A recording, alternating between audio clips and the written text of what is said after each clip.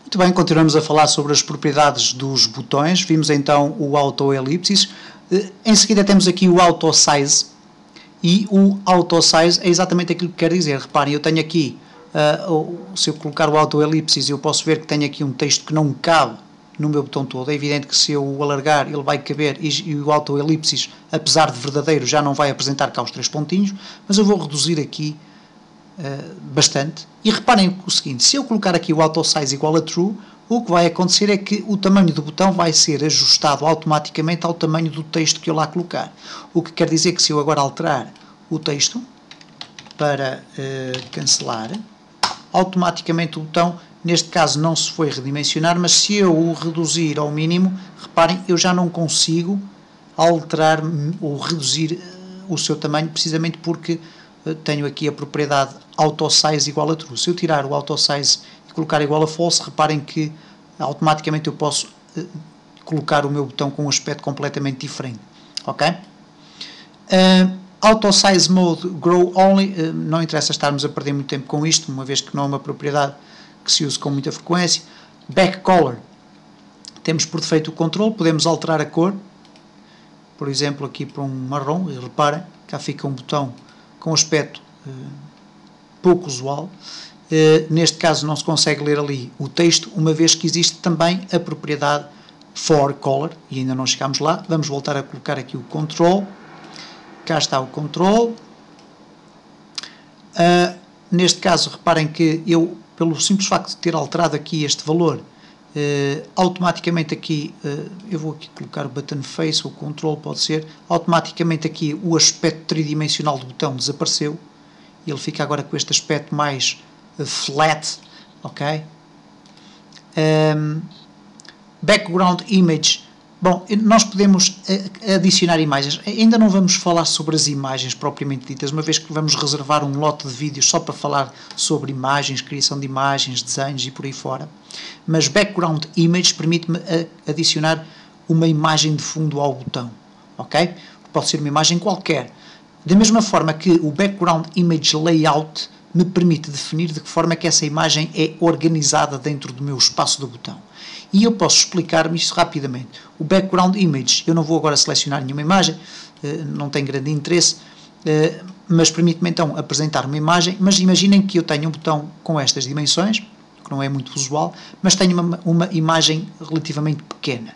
O que o background image layout me permite fazer é definir de que forma é que eu quero que essa imagem seja organizada dentro deste espaço. E então ele permite-me colocar o known, e neste caso a imagem ir-me aparecer aqui com o seu tamanho normal, e portanto sempre no canto superior esquerdo, que é a coordenada 00. Se eu escolhesse o tile, o que ia acontecer é que automaticamente o botão ia repetir na horizontal e na vertical a imagem, ok? Ia fazer uma espécie de um mosaico. Se eu escolher o center, a imagem ia ser colocada no centro, exatamente por baixo do texto. Se eu escolher o stretch, a imagem é esticada na largura e na altura, e portanto, quanto maior for o botão, mais esticada é a imagem, ok? E se eu colocar aqui o zoom, a imagem é ampliada, mas de forma diferente do stretch, porque o stretch não liga à proporcionalidade, e o zoom sim, o zoom aumenta, mas em proporção, ok? Vamos deixar ficar agora este assunto para outra altura, porque ele faz parte também de um vasto conjunto de outros objetos.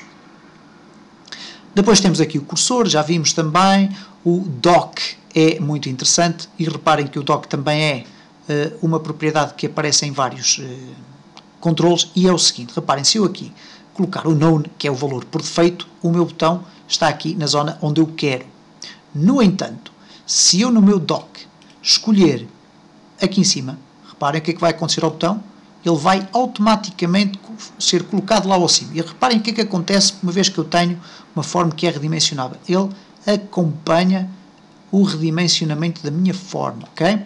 E portanto tenho um botão que vai sempre ocupar toda a largura da minha forma.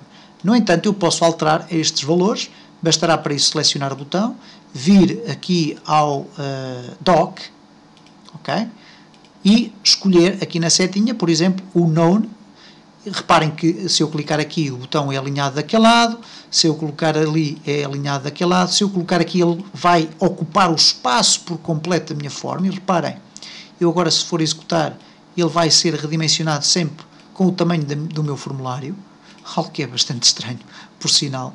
Eu tenho outra vez o meu botão selecionado e agora em vez de ser o fill, eu vou colocar none e neste caso o meu botão volta à sua forma inicial. Okay?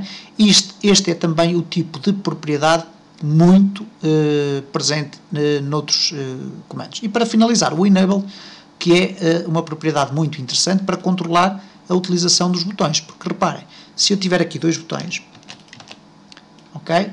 Eles são os dois chamados cancelar, mas eu vou alterar-lhes o nome. Neste caso, o CMD1 e vou-lhe chamar botão 1 e aqui este pode ficar mesmo assim. Reparem o que é que vai acontecer quando eu fizer um duplo clique aqui no cancelar.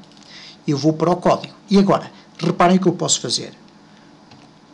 CMD1, isto é, estou a chamar a designação deste botão e agora vou alterar a sua propriedade enabled. Enabled, isto é, disponível, é igual a false. Ups, é igual a false. Ora, se eu executar este código, o que vai acontecer é o seguinte.